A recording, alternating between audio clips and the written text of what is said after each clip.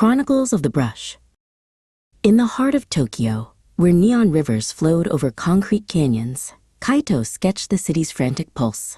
He was an artist of the moment, his pen capturing the sharp angles and explosive energy of life.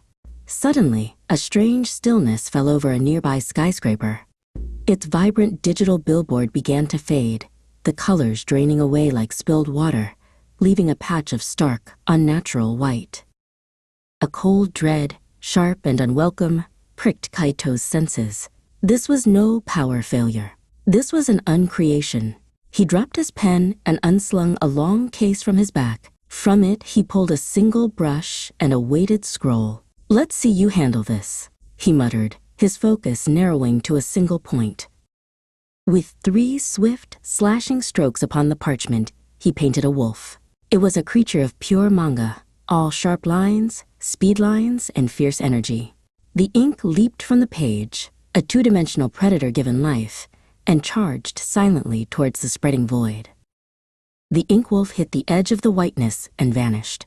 It didn't burn or explode. It was simply undone, its black form absorbed into the blankness without a trace. Kaito stared, his confidence shattered. His art, his power, had been erased as if it had never been.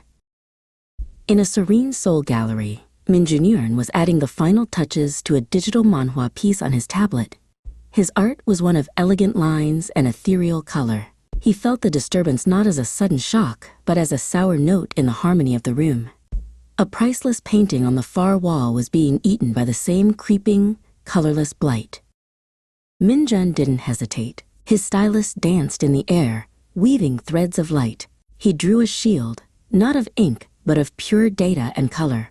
It was a beautiful, complex mandala of glowing blue energy that materialized in the air between the void and the artwork, humming with protective power. The shield held for a moment, a testament to its creator's skill. But the pressure of the nothingness was absolute. Fine cracks of black, like a shattered screen, spread across the beautiful construct. With a silent pop, the shield disintegrated into 1,000,000 pixels of fading light. High in the mist-wreathed mountains of China, Lian practiced her art not on paper, but on the air itself. She was a master of the old ways, her brushstrokes commanding the very elements.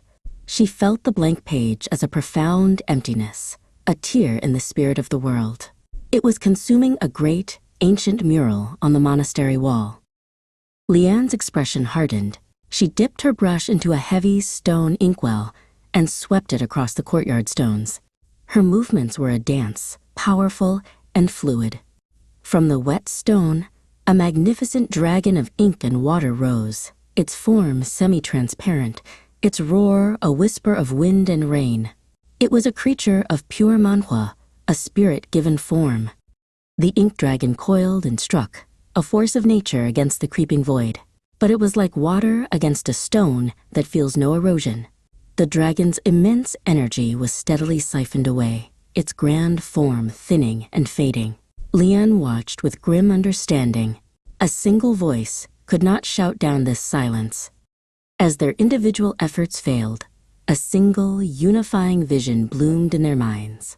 It was a call from an ancient source, showing them a map of the world and a single point where 3 rivers met. A hidden sanctuary. They knew, without knowing how, that they had to go. They met in the courtyard of a hidden temple that seemed to belong to all 3 of their cultures, and none of them. Kaito arrived first, impatient and bristling with energy. Lian was next, her presence as calm and deep as a mountain lake. They sized each other up, the manga artist and the manhua master, a universe of style between them. Min Jun was the last to arrive, his modern attire contrasting with the ancient stones. He saw the tension immediately and stepped between them. "Our brushes speak different languages," he said, his voice calm and clear. "But our enemy is the blank page. It wants to erase all language." As if summoned by their union, the blank page manifested in the heart of the sanctuary. It was no longer a creeping patch, but a roiling wall of absolute nothingness, rushing towards them, consuming the sacred ground and silencing the air. "I'll show it some action," Kaito yelled, leaping forward. He painted a dozen ink shurikens, sharp and perfectly formed, and sent them spinning into the void.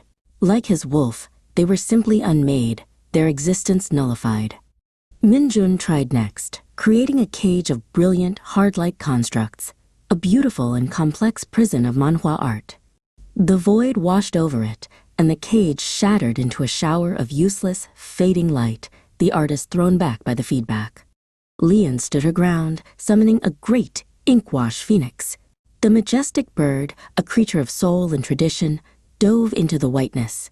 For a heartbreaking moment, its fire seemed to hold, but then its flames were extinguished, and it dissolved into a faint gray smudge. "It's no use," Kaito panted, falling to one knee. "Our stories are being erased." Lian looked at him, then at Minjun. A new resolve hardened her gaze. "Alone, our stories end," she said. "But together, we might write a new one." "A new canvas?" Minjun said, his eyes alight with inspiration. He raised his stylus, not to create a shield, but a foundation. In the air, he drew a massive, empty scroll made of pure, glowing light. "The structure!" he yelled over the unnatural silence. Lian stepped forward, dipping her brush. Upon Minjun's canvas of light, she painted the heart of their new creation, a world dragon, its body a flowing river of traditional ink. She gave it history, power, and spirit.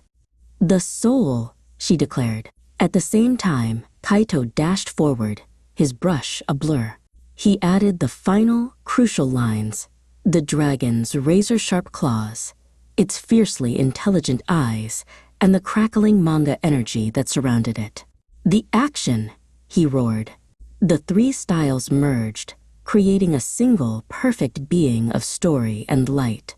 It roared, and from its mouth erupted not fire or ink, but a tidal wave of brilliant, world-creating color that crashed against the blank page and began, triumphantly, to paint the world back into existence.